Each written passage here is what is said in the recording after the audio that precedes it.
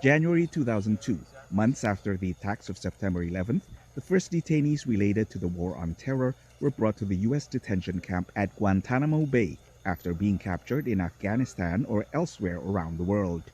It has been necessary to move these individuals to an environment where they can be held secretly, questioned by experts, and when appropriate, prosecuted for terrorist acts. The prison, situated at a U.S. naval base in Guantánamo Bay, Cuba, was one way to give counter-terrorism experts more leeway in their questioning. According to Chris Garrity, a research fellow at the Bridge Initiative at Georgetown University.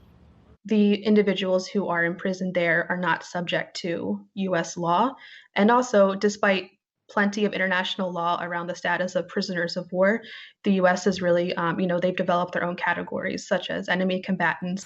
George W. Bush's successor, Barack Obama, pledged to close the controversial detention camp, but failed to do so during his 2 terms as president. And now President Joe Biden has launched a review of the detention center with a goal of closing it before the end of his term. Biden faces the same obstacles as Obama, his Democratic predecessor, according to constitutional law expert Jonathan Hafetz. I think the problem is that there are a number of restrictions on closing Guantanamo right now. The restrictions on bringing prisoners to trial, to the United States for trial. There are restrictions on transferring prisoners to other countries. So I think it's important to eliminate those roadblocks. Resistance from Republicans in the U.S. Congress is another key factor, says Matthew Ho, a former U.S. diplomat and a Marine combat veteran with the Center for International Policy.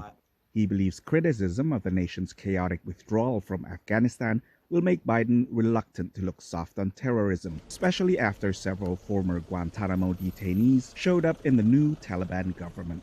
I think that the heat that Joe Biden has taken, the catastrophic nature for the Americans of the collapse of the Afghan government, the scenes at the Kabul airport, all of that are going to contribute to Joe Biden being much more hawkish and conservative in any future decisions regarding these wars, and to include Guantanamo Bay. One of the men, as many people saw the photos and videos coming from the presidential palace in Kabul, where Taliban were sitting, in the office of the president and things like that, right? The conquering heroes, that's what's going to happen.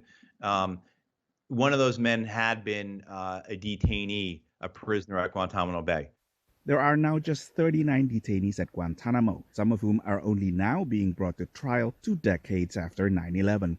For Unisalim at Camp Justice, Guantánamo Bay, Cuba, Nova Poerwadi, VOA News.